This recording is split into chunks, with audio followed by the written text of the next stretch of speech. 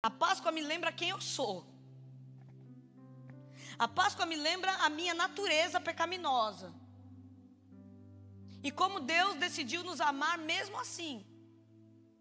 Só que após a Páscoa a gente esquece dessa natureza. A gente esquece quem nós somos.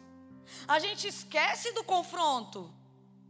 A gente esquece de que somos dependentes única e exclusivamente de Jesus Cristo, da sua morte, da sua redenção e do seu propósito. Nós nos esquecemos disso pós-Páscoa. Nós nos esquecemos que a vontade que tem que prevalecer é a vontade dele. Porque é isso que a Bíblia de João diz, que todas as coisas foram feitas por ele e para ele. Mas a gente lembra disso no culto da Páscoa. Porque depois que a Páscoa passa, a gente não lembra mais. A gente volta para o berço do Evangelho. Qual que é o berço do Evangelho? É o Jesus do milagre. Não é esse o berço? O Jesus das maravilhas? O Jesus que multiplica pão? Que multiplica peixe? Porque se eu viesse hoje aqui, irmão, dizer que Jesus vai fazer e acontecer na sua vida, você já estava em pé glorificando. Jesus pode? Pode. Mas é sempre que ele vai fazer? Não. Jesus não morreu para que você tivesse um ano inteiro de consciência limpa. Que é o que acontece. Eu participo da Páscoa e agora eu tenho uma consciência limpa. Porque o anjo da morte fez o quê? Passou. O perigo passou. Eu não preciso mais refletir na minha vida. Eu não preciso refletir nas minhas ações. Eu não preciso refletir em como eu trato o meu marido. Eu não preciso refletir enquanto eu trato a minha esposa. Eu não preciso refletir na minha conduta com os meus filhos. Eu não preciso refletir na minha vida espiritual para participar dos eventos. Porque está chegando perto da Páscoa, a gente vira tão crente que não pode pecar um minutinho, porque senão a gente é tirado do coral, a gente é tirado da dança, a gente é tirado do louvor. Vai ficar de banco. Aí porque a gente sabe que está chegando a Páscoa, o que a gente faz? Chora, Deus me perdoa. Aí o líder vai lá, fica com o coração doído e perdoa a criatura, só para a criatura poder dançar que ele vive, ou para poder tocar. É só na Páscoa que a gente tem uma crise de consciência. E esses discípulos voltam para o lugar tranquilo. Eles voltam para Emaús, banho quente. Descanso, descansando os músculos. Eles voltam tristes, mas voltam para o lugar seguro. Eles voltam tristes e vão conversando com Jesus. A expectativa dele a respeito de uma transformação não existe mais. A expectativa a respeito de uma nova vida não existe mais. A expectativa a respeito de um novo tempo já não se vive mais. A gente não pensa em salvação. A gente não pensa na eternidade. A gente não pensa que ele ressuscitou não para eu ficar feliz, mas que eu tivesse o direito de morar com ele por toda a eternidade. Só que a gente ao longo do caminho vê pessoas provando desse novo tempo. E algo nos diz que esse novo tempo não é para nós. Então vamos voltar e ficar onde tudo era bom, onde não tem peso, onde não tem cobrança. Porque se ele acredita em Jesus e estava andando em Jerusalém, eles iam ter que manter a decisão de fé deles. Eles iam ter que bancar o posicionamento de crer em Jesus. E sabe qual é o problema? Muito crente após a Páscoa não quer manter o seu posicionamento diante de Deus e defender a cruz do Calvário até o fim. Então a gente se afasta. A gente se afasta do confronto. A gente se afasta da dor. A gente se afasta do pesar e volta para o lugar tranquilo. Porque a gente não quer bancar a Páscoa. Porque a gente não quer bancar o que a gente cantou aqui, o que a gente dançou aqui, o que a igreja recebeu. A gente não quer bancar. Aqueles discípulos não queriam bancar. Então eles foram embora para o lugar tranquilo. Foram descansar. E eles encontram Jesus no meio do caminho. E Jesus vai falando para eles a respeito da Escritura. Ele vai dizer assim: mas não foi dito que o Messias teria que sofrer? Não foi dito que seria uma vida de dor? Não foi dito que seria sobre entrega, sobre renúncia, e que a glória é apenas uma consequência de uma vida inteira de direcionamento e posicionamento. Não foi dito isso a vocês? Vocês não estudaram sobre isso? Alguém mentiu para vocês quando você aceitou Jesus? Alguém disse para vocês que seria flores, maravilhoso, tudo incrível, que você ia andar, né, em rua de ouro só, e nessa terra você ia comer? Só disseram isso para vocês? Foi o que prometeram? Foi essa Bíblia que abriram? Esse Deus de amor? Esse Deus que não vai te custar nada? Esse Deus que você faz o que você quer, você pensa o que você quer, você age como você quer e está tudo bem? Porque eu não aprendi assim. Lá em casa nunca mentiram para mim. Era daí para pior. Ai, mas minha vida está difícil. Ai, eu quero largar o ministério porque está difícil, porque eu não tenho tempo, porque, ai, está complicado. Ah, é só para você, Alecrim. Só para você. Ai, porque, ai, eu estou abalado. Está abalado. Uma vida, Jesus vai dizendo para aqueles discípulos: foi dito a vocês que teria sofrimento e que a glória é consequência. Deixa eu dizer algo, a glória não é o foco, a glória é consequência. A glória é consequência, não é o foco. Foi dito, e eles iam conversando, a conversa era agradável, a conversa era boa. Quando Jesus senta à mesa, eles convidam aquele homem para ficar. De tão boa que devia ser a conversa, eles falaram assim: vamos sentar na mesa junto, vamos ficar aqui, está tarde. Só que algo sobrenatural acontece. Pastora, você não vai ler na Bíblia? Está na Bíblia, irmão, garanto para vocês que está lá, nesse capítulo de Emaús, está lá. Que vai dizer que eles sentam à mesa. E Jesus era o convidado, então ele tinha honra, porque ele era um convidado. E quando ele senta à mesa, vai dizer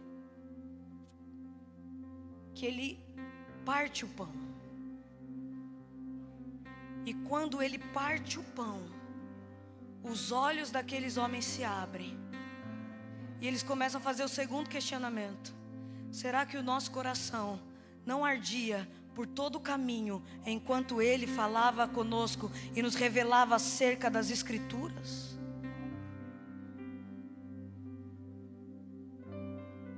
Há quanto tempo você participa da ceia todo mês? A palavra é ministrada todo mês. E mesmo participando do pão, seu coração não arde enquanto as Escrituras estão abertas e está sendo falada. Porque o que deveria queimar é muito interessante, que eles dizem que o que deveria queimar não foi o milagre que deveria queimar. O que deveria queimar era o fato das Escrituras terem sido abertas, a palavra ter sido ministrada e revelada. Mas nós vivemos dias em que o nosso coração já não arde mais. O partir do pão, Jesus havia ensinado os seus discípulos que o pão seria partido, que representaria o corpo dele, que seria partido por nós. O nosso chamado não é para comer do pão, mas é para partir o pão. É para abrir o pão. Precisamos viver uma vida de partir do pão, pois só assim viveremos uma vida de cura. Uma vida onde os nossos olhos serão abertos para que o que somos, para vermos o que somos, mas vermos também o que Ele é nas nossas vidas. Estamos buscando um lugar de conforto, mas o partir do pão nos leva para um lugar de confronto. A gente está sentado no lugar do confronto, mas Jesus nos chama para uma vida de partir o pão. E o que é essa vida de partir o pão? O profeta Joel já tinha predito isso em Joel 2, versículo 13. Rasgai o vosso coração e não as vossas vestes, e convertei-vos ao Senhor vosso Deus, deixa eu dizer algo aos irmãos: a vida com Cristo não é uma vida de conforto, mas é uma vida de partir o pão, de partir a carne, de quebra, de renúncia, de transformação, de restauração, de romper.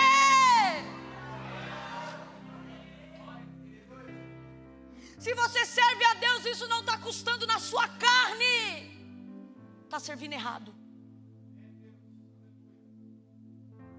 Se você serve a Deus e Deus não muda o seu caráter e você não é rasgado, está servindo errado. Está confortável para você servir a Deus? Pastora, confesso que está errado. Porque Deus não nos chamou para uma vida de conforto em Emaús. Ele nos chamou para uma vida de rasgar o pão, de participar desse rasgar de pão, de rasgar a carne, de rasgar o pensamento, de rasgar e se despir de tudo.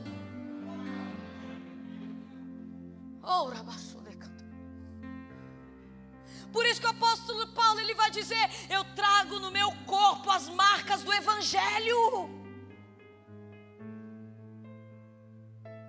A gente precisa voltar a pregar um evangelho que rasga a alma, rasga o coração, rasga nossas razões. Porque no momento que eu acho que eu estou certo, o Espírito Santo me diz: não é para você estar certo, é para você fazer a minha vontade. Nós louvamos aqui que eu diminua, que Ele cresça, que Ele seja a cabeça. Você é corpo, você nunca foi chamado de cabeça, você é corpo. E o corpo, ele é resposta. Diga comigo: corpo é resposta. É resposta ao que, querido? A ordem que a cabeça manda. Você não foi feito para ser cabeça, você é a resposta de Deus nessa terra. O seu corpo é resposta ao Evangelho. O seu corpo é resposta a Cristo Jesus. Ai, mas eu não vou perdoar, você é corpo. Ai, mas eu não vou abraçar, você é corpo. Ai, mas eu não vou louvar, você é corpo. A sua vontade não importa, porque você é corpo. E a única função do corpo é responder à ordem da cabeça.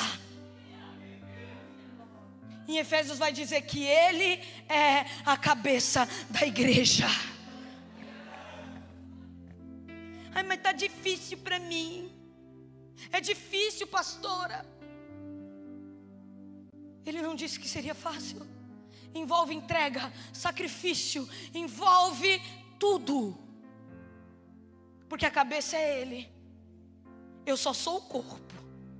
Se a cabeça disser vai para a direita, eu vou para a direita. Se a cabeça disser vai para a esquerda, aí você vai para a esquerda. O que a cabeça mandar é o que o corpo responde. Nós passamos na nossa casa uma experiência com meu avô. Foi a coisa mais doida que eu já vi. Porque a mente dele estava boa, mas o corpo não respondia à mente. É como se... Como é que eu vou explicar? É como se em algum momento a ligação entre a cabeça e o corpo tivesse sido cortada. Então ele não comia, porque embora o corpo, a mente dissesse para ele coma, a língua não respondia. Embora o corpo dele, a mente falasse ande, a perna dele não respondia. A mente dizia mova o braço e ele não respondia. A mente chegou ao ponto da mente dizer pulmão, funcione, mas o pulmão não respondia. Sabe o que está acontecendo conosco, querido? Temos uma linha cortada entre a cabeça e o corpo. A cabeça está dando ordem, mas o corpo não está respondendo. A cabeça está falando, se alimenta da palavra, mas o corpo não está respondendo. A cabeça está dizendo ande, mas o corpo não está respondendo. E se eu pudesse colocar uma foto dele aí, sabe como é que foi o final do dia dele? Os dias do meu avô, era um baiano, todo forte, viril. Final dos dias do meu avô, foi numa cama, pesando 30 quilos, 35 quilos, dependendo dos outros para trocar fralda. Ele perdeu a vida dele, Porque o corpo não respondia à ordem da cabeça. Deixa eu dizer algo, você vai perder a sua vida se o seu corpo não responder à ordem da cabeça. Você vai perder os seus dias se o seu corpo não responder à ordem da cabeça. Então agora a Bíblia vai dizer que ele foi o ponte de ligação, que fez a ligação entre o corpo e a cabeça. Ele é o fio que liga o corpo com a cabeça. Ele é o fio que liga a cabeça ao corpo.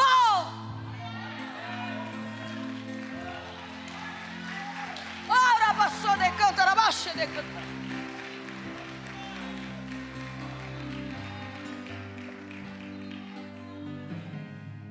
Mas pastor, o corpo tem que ser rasgado. O corpo foi feito para ser rasgado. Por quê, pastora? Porque o nosso corpo é carne. A gente é feito de quê? De carne. E a carne na Bíblia, ela é ligada ao pecado e aos frutos do pecado. Então quando diz que o pão tem que ser partido, está dizendo que a nossa vontade carnal, ela tem que ser desfeita. Ela tem que ser rasgada. Quando ele parte aquele pão, os olhos daqueles homens se abrem. E eles começam a reconhecer quem Jesus é. O coração já não ardia mais enquanto a palavra era ministrada.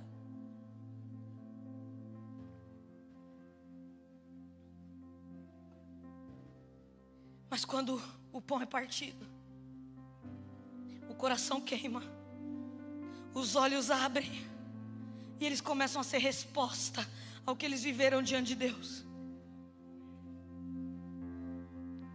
A Bíblia vai dizer que enquanto o sangue é partido, e esse é o segredo da vida com Cristo que eu vou te dar agora. Enquanto o corpo é partido, a Bíblia vai dizer em Levítico 17:11: pois a vida da carne está no sangue, e eu o dei a vocês para fazerem propiciação por vocês mesmos no altar. É o sangue que faz propiciação pela vida. Ou seja, o pão foi feito para ser partido, rasgado, moído. Mas o sangue é para dar vida e vida em abundância. Isso quer dizer que uma vida com Deus significa o seguinte: enquanto você está moendo o seu corpo, enquanto você está rasgando o seu corpo, o sangue vai te vivificando, vai te levantando, vai te sustentando, vai te ungindo, vai se manifestando. E você não sente a dor do rasgar do pão, mas sente a vida do sangue correndo nas suas veias. O pão foi feito para ser rasgado, mas o vinho foi para trazer vida e vida em abundância. Então, conforme a gente vai vivendo diante de Deus e vai participar da ceia, você tem que participar todo mês. Que bênção! Porque todo mês a gente está declarando: hoje meu corpo está moído, hoje meu corpo está rasgado. Mas hoje, sentado à mesa com os meus irmãos e participando da ceia, eu estou sendo revigorado, vivificado, transformado. Eu estou vivendo para a honra e glória do nome do Senhor. É por isso que Paulo vai dizer em 1 Coríntios que no meio de nós haveriam muitos doentes. Sabe por que tem doente? Porque não participa direito nem do pão, nem do vinho. A gente perdeu o sentido do que é a ceia. A gente perdeu o sentido da importância que é participar da mesa. Porque é no partir do pão, sentado à mesa, que os nossos olhos são abertos e há cura no meio de nós. Só pode haver cura quando nós recebemos a verdade do Evangelho dentro de nós. O pão rasgava e o vinho vivificava. É por isso que a gente passa por tantas provações e não desiste. É por isso que a gente passa por tanta luta e não desiste. É por isso que mesmo cansado, abatido, mas nunca destruídos, eu abro mão do corpo. Eu abro mão da vida. Porque o apóstolo Paulo vai dizer: agora não vivo mas Cristo vive em mim. Mas vai ter que custar o corpo, vai ter que custar as suas vontades, vai ter que custar a sua carne. Nós vivemos uma vida buscando o que é mais fácil. Nada adianta a gente sentar à mesa diante de Deus, ver o pão ser partido, e isso não conduzir o nosso coração a um novo direcionamento de vida. Não adianta dividir o suco, que representa o sangue, e não sermos fortalecidos e vivificados por Ele. Deus nunca nos desamparou, e Ele nunca vai nos desamparar. Só que tem dia que é dia de partir o pão. Tem dia que parece que a gente só está rasgando a alma mesmo. Tem dias que a gente está vivendo o quebrar do pão. Antigamente na mesa da ceia, deixa eu ver se tem aqui, não tem, mas se colocavam 3 pães. Só os batistas, os mais velhos, vão entender. Assembleia fazia isso ou era só batista, né? Isso é coisa de batista. Levantava-se, porque era batista, levantava-se o pão, retirava-se o pão do meio, que simbolizava ali Cristo Jesus, e partia-se o pão. E quando a gente era criança, pelo menos eu olhava aquilo, parecia que quando rasgava o pão eu sentia na alma, sentia uma dor na alma. Porque tem dia, irmão, que servir a Deus é só partir do pão mesmo. Tem dia que é difícil, tem dia que é choro, tem dia que é lágrima, tem dia que é só pela misericórdia, tem dia que é pão purinho sendo rasgado, quebrado, desmantelado. Se pegar matiçá, que é o pãozinho daqui, eu não consigo nem rasgar ela. Quando eu quebro a bolacha inteirinha faz plof. Tem dia que a nossa vida com Deus é assim, quebra tudo. Mas tem dias também que é o dia do sangue, que é o dia do sangue sendo passado nas nossas vidas, fortalecendo o nosso espírito, fortalecendo a nossa alma e dizendo: você ainda aguenta mais um pouco, levanta porque você ainda aguenta mais um pouco. Então aqueles discípulos imediatamente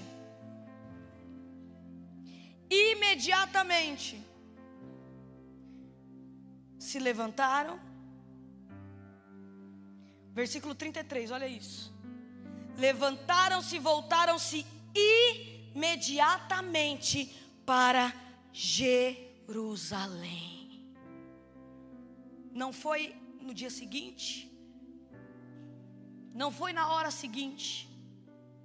A partir do momento em que o pão foi rasgado, os olhos foram abertos, eles voltaram para o lugar de confronto, eles voltaram para o lugar de dor, para dizer assim: a gente chorou aqui, mas agora a gente vai se alegrar, porque o sangue já foi vertido, o sangue foi derramado, os olhos foram abertos. Eu não ligo para o confronto não, eu não ligo para o confronto não, eu vou para o confronto, porque Ele ressuscitou. Eles saem do lugar de calmaria, eles saem do lugar de descanso, eles voltam para o lugar de confronto, eles fazem a conversão de rota.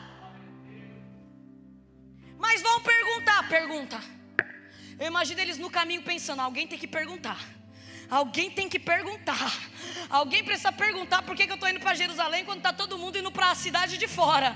Alguém tem que me encontrar no meio do caminho e perguntar: você está doido? Você está indo a caminho de Jerusalém, está todo mundo saindo de lá. Ai Deus, alguém me pergunta. Alguém vai olhar para você e vai falar: por que você está seguindo o caminho de Jeová quando está todo mundo seguindo o caminho inverso? Por que você está indo para a igreja quando está todo mundo saindo dela? Por que você está indo para Jerusalém quando está todo mundo saindo de lá? Você vai dizer: porque o meu Redentor vive, o meu Redentor vive, o meu Redentor vive, o meu Redentor vive. Ora, baixere cantando.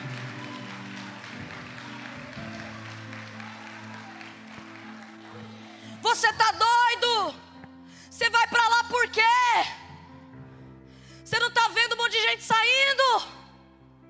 Ah, eu vou, porque os meus olhos se abriram e eu vi a glória de Deus. Nós vamos participar da ceia agora. Se coloque em pé.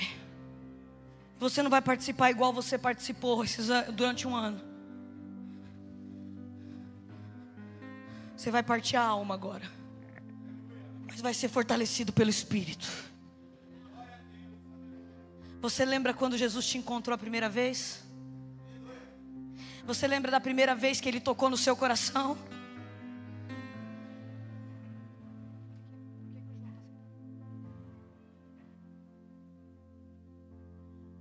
Você vai dizer: Senhor, toca em mim de novo. Antes nós vamos participar da ceia, mas eu quero que você faça essa oração e diga: toca em mim de novo. Você vai voltar a aquecer o teu coração agora. Você vai voltar e pensar em aquecer o teu coração agora. Você vai voltar e vai aquecer a tua vida com Deus, porque os seus olhos foram abertos e você vai ser vivificado com o Senhor. Você vai ser agora restaurado pelo Senhor. Se você quer verdadeiramente viver o verdadeiro evangelho, você vai dizer: Senhor, toca em mim de novo. Começa a orar e falar: Senhor, eu quero sentir isso que a pastora está falando. Eu quero voltar para esse evangelho que custa tudo, mas também entrega tudo para mim. Custa tudo, mas também me deu tudo.